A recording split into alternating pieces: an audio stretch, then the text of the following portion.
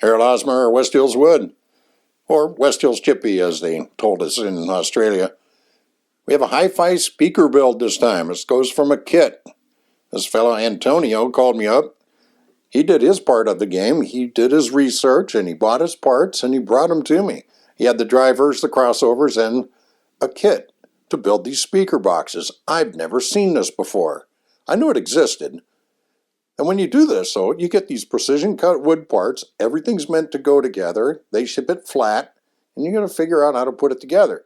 And that was part of Antonio's difficulty, was he lives in an apartment and he doesn't have the wherewithal to do this. Well, that's where a place like West Hills Wood comes into play. So we have all these parts and pieces, and wow.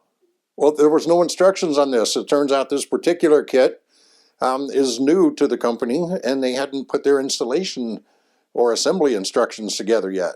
The best I could do was find some drawings, and so that's what we did. Of course, I had to go find them, but that's not too hard.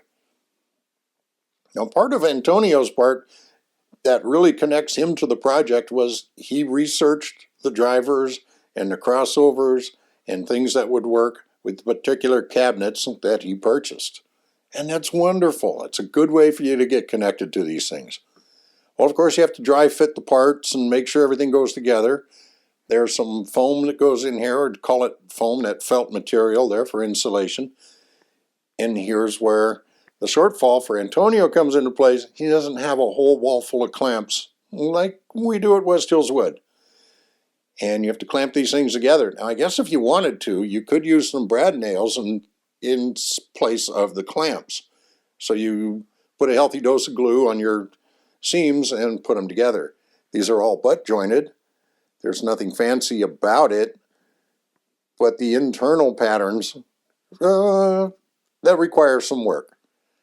Here's where the tweeter and the mid-range go together. It's an enclosed, separate piece. It's separate from the woofer itself. Here's the other part that finishes that enclosure.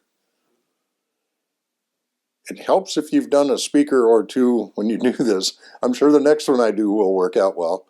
So here's a peek inside the mid-range and tweeter enclosure. I'm looking to make sure that the felt insulation reaches all the way into the seams when I did that. First time it didn't, so it was helpful that I could do that with the cell phone. And this is what they look like when the insides are done. Yeah, this isn't a how-to video. I'm pretty much just saying this kind of thing is possible. And this is what they come up looking like. I was very impressed with this. And I don't know the company that he got the cabinets from. There's a link in the bottom for where he got the crossovers. And that's a company out of Wisconsin called Matasound. And I put the link down there in the below the video. And here we go. We test fit the drivers. Now, the reason for test fitting the drivers at this point is so that I can make sure all the wires will reach without having, well, you got to have enough length, but you don't want too much before you close up the back, because the back gets glued on. This is completely stuck together. Now, the biscuits that go there, you glue and biscuit the back on. Biscuits don't add any strength. What it helps you do is locate that so that it doesn't slide around when you put it together. That's a lot of area to be sticking together, and the glue is very slick. And here, whip out the clamps again. You can see that's tough for any apartment dweller to have this much clamps to do this.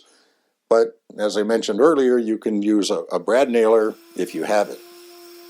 Then, of course, the joints need to be cleaned up a little bit. If you were to paint these cabinets or put veneer on them or wrap them in some sort of material, so you wouldn't need to be as concerned about that. But he wants this plywood look to them, and it's a very nice look. We put a clear coat on this. Multiple coats of shellac we used, which is reasonably durable. These are not meant to be manhandled and moved around a lot. If you choose to do something afterwards, you can do that. Well, of course, you got to test them. So here's West Hills Wood sound room. I do have some insulation on the floor there just for walking purposes, and I just happen to have this amplifier receiver sitting around. So let's fire that sucker up and test drive these things. Antonio, Have a seat. You can see I put moving blankets up there on the side to help with the acoustics here. When you have a brand new speakers like this, you need to let them break in. You need to give them about 20, 30 minutes worth of break-in time before you start getting real good sound out of them. They will evolve. These were fabulous. Excellent. Antonio agrees. I'm sure that if I were to do this project again, I could do it much quicker, so I wouldn't have to figure out how everything goes together. Antonio liked them. I liked them. And here they are in his apartment. And he loves them. And he's connected to the project because he picked all the parts. And that's it. Harold Osmer, West Hills Wood.